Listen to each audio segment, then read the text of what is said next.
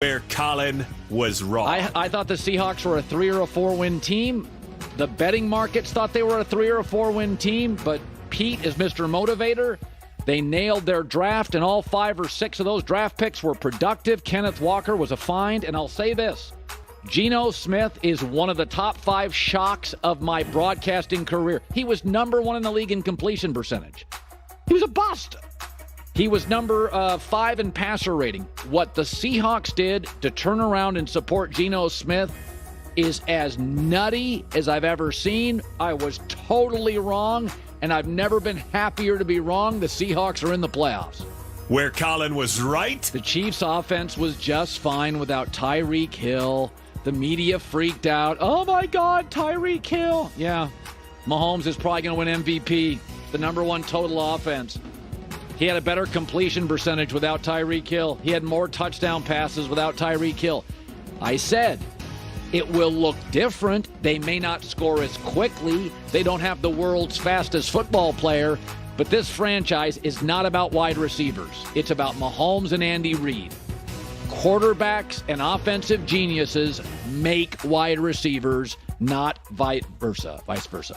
Where Colin was wrong. Well, not only did the Rams miss the playoffs, but Sean McVay is considering leaving. I did not see that one coming. I mean, I get it. He's tired of losing to Kyle Shanahan, and he's got his Super Bowl ring. But that puppy escalated quickly. I knew the roster was thin at the top, but the offensive line fell apart. They drafted a guard. He got hurt in camp. They have to go get another tackle. So right now they're the 2nd or 3rd most talented team in their roster, and Seattle's got a boatload of picks. So San Francisco's got a lot more talent. After this draft, the Seahawks will probably have a lot more talent. So the Rams have been a shock to me. I was wrong. Where Colin was right. But I had the Patriots missing the playoffs, and I've been on this for 2 years. They have no offensive sensibility whatsoever. Joe Judge helping with offense. Matt Patricia, give me a break. Belichick has become, I want to only coach certain players. I want to only work with certain coaches. It's about winning. It's not about making Bill Belichick comfortable. So this one, they're slow. They were 26th in total offense. And I'll say this, Mac Jones isn't the problem. Mac Jones played very well yesterday. Good enough in large part to win. Mac Jones is not the problem. Where Colin was right. Everybody bailed on the Bengals, and when they lost in week 2 to the Cowboys, they played a great second half, and I said, nope, do not bail. Burrow had a major surgery. I see it. Here they come.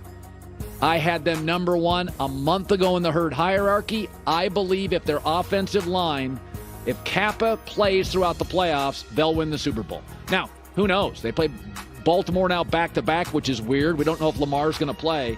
But their defense is strong. It just doesn't have a lot of big names. I love this organization at the top. They are now the hottest team in the league, and we called it. Where Colin was wrong. I've been wrong on Dan Campbell badly. Now, some of it's Ben Johnson, but they're the best non-playoff team in the league to watch. His team plays incredibly hard. They play with passion. They're slick offensively. He's got that team believing in him. Their O-line outside of right guard is strong. They have to upgrade a little bit there, but their tackles in center are outstanding. I thought last night was why we love the NFL. And Campbell, by the way, has become a little bit more stoic. He's a big emotional guy on the sidelines last night. He's not a yeller. He's not a screamer. He looks very stoic. He's pulled some emotion back. He looks like an adult. I was wrong on Dan Campbell. I don't mind being wrong on Dan Campbell because he looks like the nicest guy in the world. He literally looks like, of all the coaches in the NFL, if you had to have a beer with one, he wins that. He would win 1st, 2nd, and 3rd. Dan Campbell, tip of the cap to you and the organization. Now keep Ben Johnson. Pay him whatever you got to pay him. Keep Ben Johnson. Where Colin was right. I said the Miami Dolphins would make the playoffs, but at the end of the year, we would be asking the questions. Is it Tua or Mike McDaniel? I've always had my reservations about a quarterback that's small, doesn't have a power arm, not overly athletic, and has been banged up in college and the pros. This season for the Dolphins turned out largely exactly what I thought. They'd sneak into the playoffs because New England has no feel for offense. But in the end, you're going to be sitting there going, what do we do? Extension for Tua? I don't think you can. I think you have to have adult conversations. But they got in, and for that, we were right. Where Colin was right. And my number one right was the Minnesota Vikings. They won 8 last year. I said I thought they could be a 14-win team. They won 13. I said I like the hire Kevin O'Connell. Kirk Cousins is the kind of guy that needs support.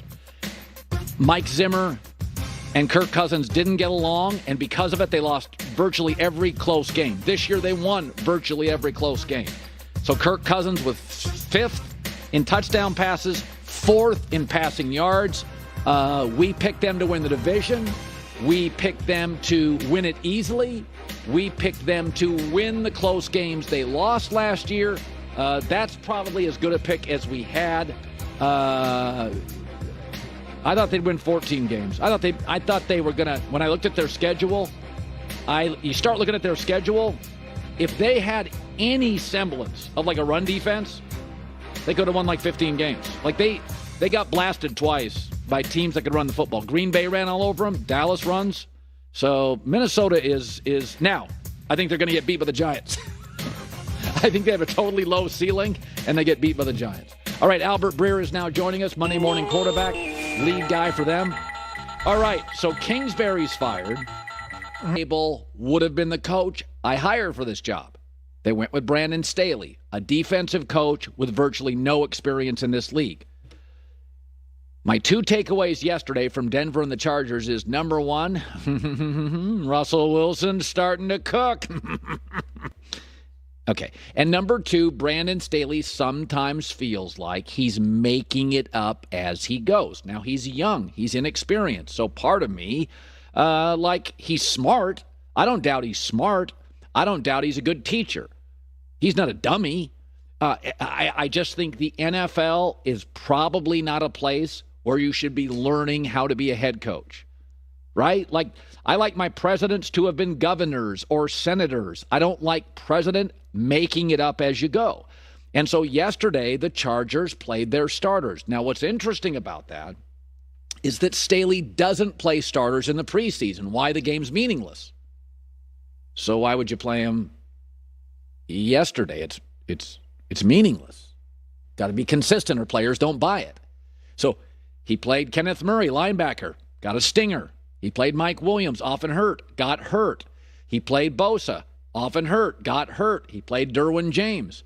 Like, the Chargers' slogan this year and last year should be, just wait until we're healthy. Every time there's a problem, just wait until we're healthy.